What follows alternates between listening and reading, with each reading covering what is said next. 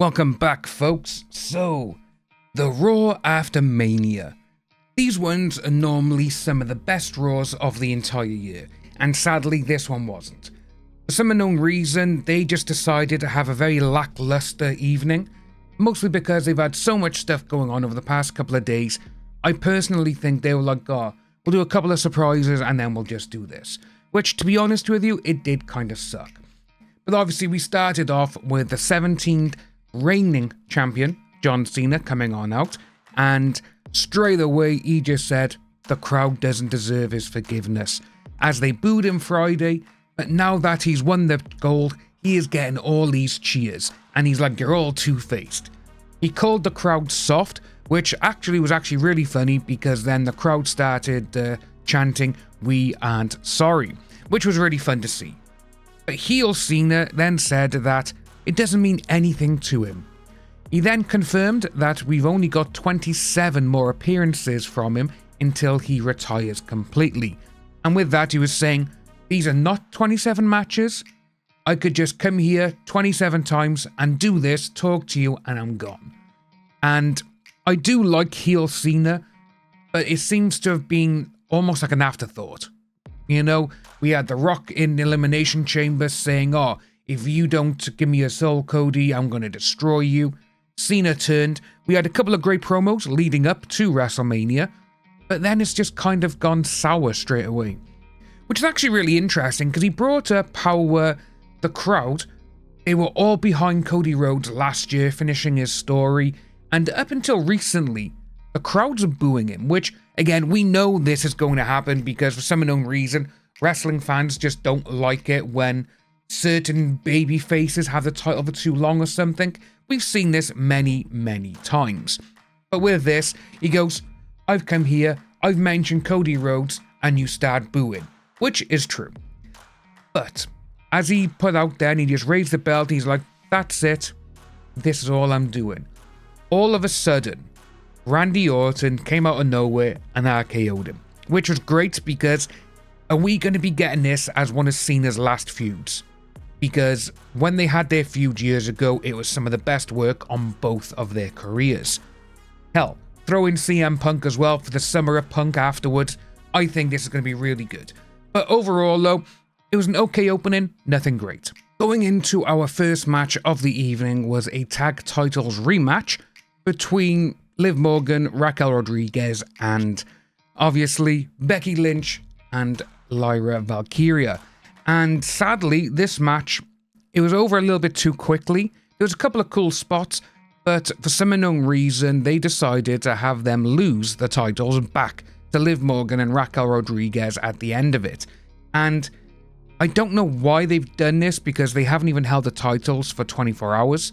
But then obviously tonight on NXT, you do have Liv Morgan and Raquel Rodriguez up against Pax and Gigi Dolan. And with that, they were at ringside and they were watching obviously, and they were seeing who their opponents were going to be, and now we know. But I thought this was a bit of a misstep because Becky has just come back. You know, WrestleMania, she won the titles, and in this, she was like, yeah, they went into it. It was a good little match, back and forth, isolating obviously. But then it's like, we lost. How have we lost so quickly? But obviously, there is a reason to the madness, and that was Becky Lynch turned heel. And she started attacking Valkyria, and she manhandled Slam her, I think it was like 3 times, maybe 4 times, and she just wouldn't stop.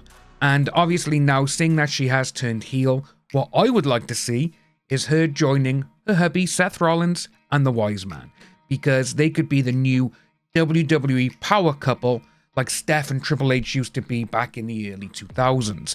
I think that would actually be really fun to see.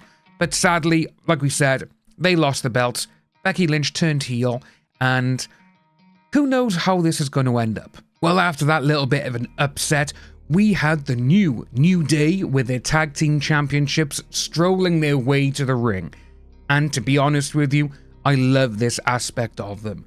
Again, it seems to be now a lot of the old school baby faces of the last decade and a half, they're all starting to turn heel, and it's great to see. Like as you can see with this image right by here, you got Kofi with the fur coat, You got Woods, you know, with the gold chain and everything else.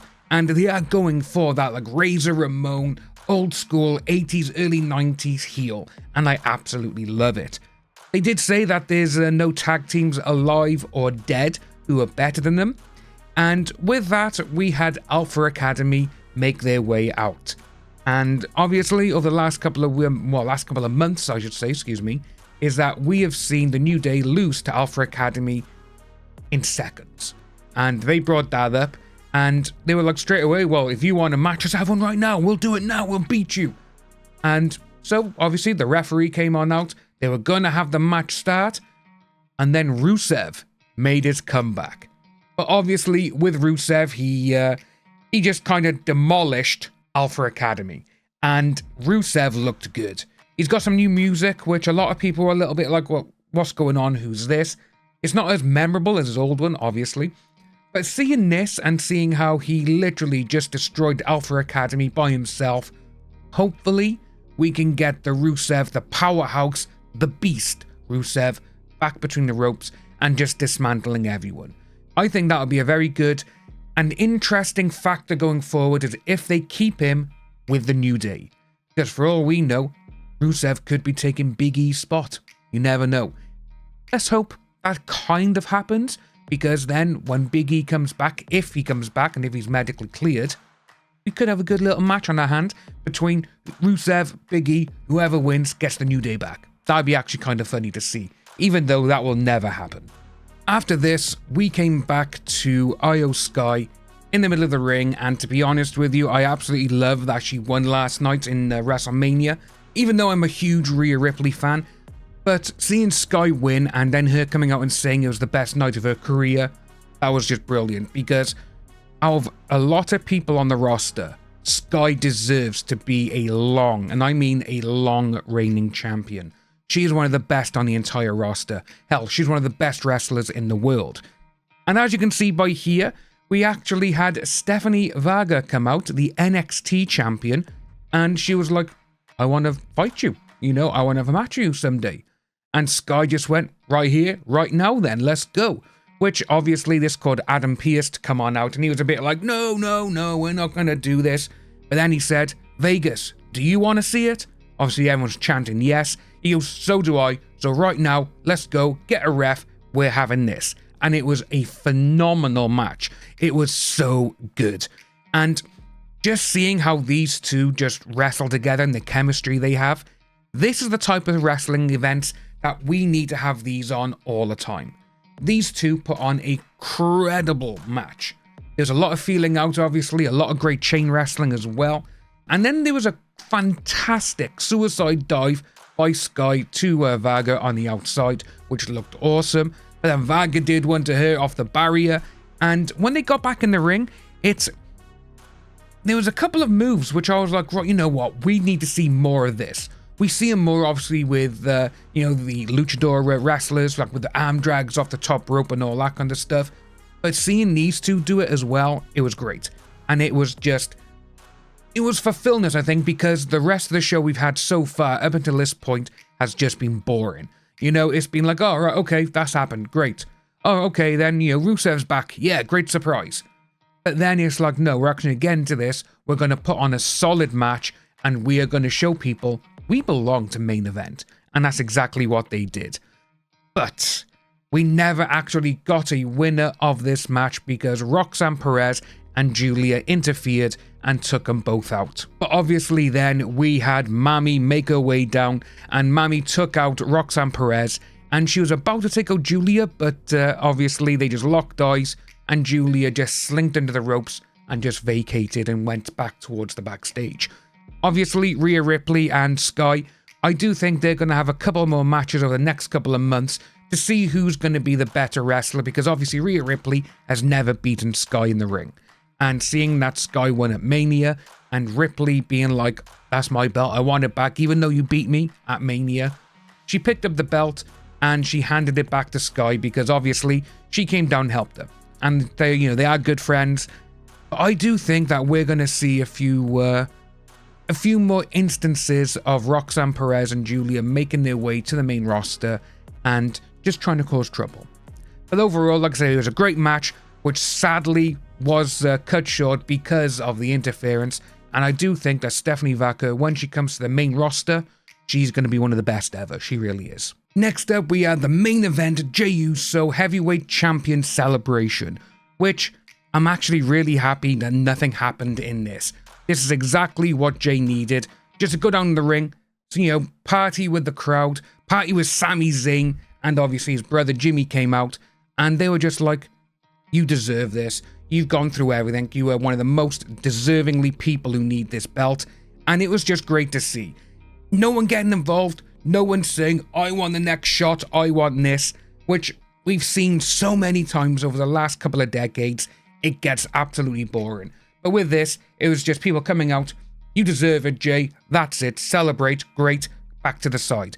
And that is exactly what this show needed. We don't need people challenging everyone every single time. We do not need it. But after we had a few ads, we came back and Gunther was at ringside and he was screaming and shouting at Michael Cole and Pat McAfee. Obviously, the commentary team over the weekend, they called out Gunther for his actions and saying that you tapped out and everything else, which, to be honest with you, having Gunther tap out to that move, it made him look extremely weak, and I think they're trying to build him back up. But to be honest with you, you do not need to build him back up. The guy is a legit one of the best wrestlers going. But obviously with this, it kind of went, we're going to go this way, we're going to go that way. And Pat McAfee got involved because Gunther tried getting a rear naked choke on Michael Cole.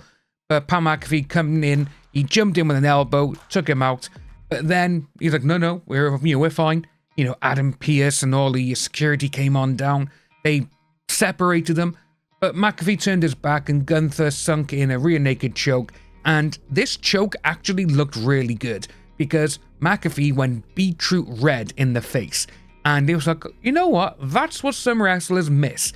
You need to have that because if you're going to be, choking them out, cutting off the oxygen to the brain, you need to get your face to go red. And that's exactly what happened. Pat was taken backstage as well for the remainder of the show, in which we actually had Joe Tessitore come out and take his place. And then we had the main event match, which was Dirty Dom Mysterio defending his freshly brand new Intercontinental Championship against Penta, which now I don't know if these guys were tired or if they've just something else got involved, but this match just didn't seem to gel. It was very lackluster, and especially for the two people we had in the ring, where we have seen these two perform phenomenally against each other and other opponents. There were some good moments, but they were very far and few between. In the end, it was just very is this it? Boring, But overall, for this, the best part is that we actually saw the return of JD. JD came on back and, like I say, he punctured his lung in January and he broke a rib, and seeing him back in the ring now, great. I'm so happy that the guy is able to come out and he's managed to get through this. He's just got to be very careful when he does moonsaults to the outside. The main segment of Raw was Rollins and Paul Heyman making their way down to the ring just to declare that there's now the new number one in the industry, and that is Seth Rollins. And it was interesting to see because Rollins was like, Roman Reigns, I have taken your wise man. Punk, I have stolen your best friend. And obviously, when all this was going on, Punk made his way to the ring. And first of all, he actually took out Rollins. He took him out, put him out in the corner. He turned his attention to Heyman, and he was moving towards him. And Heyman was like, you made me choose against my tribal chief and my best friend. You did this. Which Heyman is, I think a lot of people will say this as well. He is possibly the greatest manager, business brain, and just the big brain of wrestling overall. The guy is a true legend. He knows exactly what he needs to do, and he knows how to get the response that he wants. Obviously, Punk tried putting his hands on Heyman, but Rollins got him, and then he took him out with a stomp. But then we had a few surprises that I never saw coming. First of all, you had the titles coming up saying, executive produced by, Triple H and all this, which normally means that they're going to go off the air in the next 30 seconds. But as Rollins, was talking, he was like, nope, here we go. Roman Reigns came on out, which we knew he was. That's not the big surprise. And he came in, he took out Rollins, he took out Heyman with a Superman punch, but then he went to the corner, and as he was about to take the spear to Paul Heyman, he got taken out by Bron Breakker, which I was just like, holy hell, what is going on? He went to do the spear on Paul Heyman, but Bron Breakker came in and speared Reigns. It was like, oh my god, they're actually going to turn Bron Breakker heel. This is something that everyone has been wanting for a long, long time, and it's just great to see that he's like, here we go. And the spear on Reigns looked great. And obviously you did see, Breakker in the corner. He's looking now. He's looking at Seth and looking at Heyman. And he runs towards Rollins, but he spears CM Punk because CM Punk was directly behind Rollins going for a sneak attack. And then obviously we had Seth, Braun, and Heyman just standing tall at the end. But it wasn't over. As we all know, with Breakker, he has got some of the fastest legs and speed in wrestling. You know, this guy can get to 27, 28 miles per hour and make the ring move when he runs the ropes. But obviously, as you can see with this image by here, he ran round and he took out Reigns with a spear through the barricade. But then Rollins was like, bring him in here. I'm not done with him. He brought him in and Rollins just continued to stomp both Punk and Reigns. This was possibly the best part of Raw. And for, like I said, for the Raw after Mania, this was a very boring one, which sucks. Because the Raw after Mania always used to be the best show of the year, of the TV series. But yeah, they just stood tall over him and that was it. We now have a new stable so far. Bron Breakker, Seth Rollins, and their wise man. I want Becky Lynch to join these because she's turned heel and Bron's turned heel. We got Seth anyway. He's always back and forth. I think it could be a very good dynamic going forward to attack the industry, have these lot take everyone out. Fingers crossed that's what happens. But overall though, my rating for this show, sadly, it's very low. It's like let's say 6.1 out of 10, which sucks for a Raw after Mania. Let us know what you think about this down below, folks, and we'll see you soon.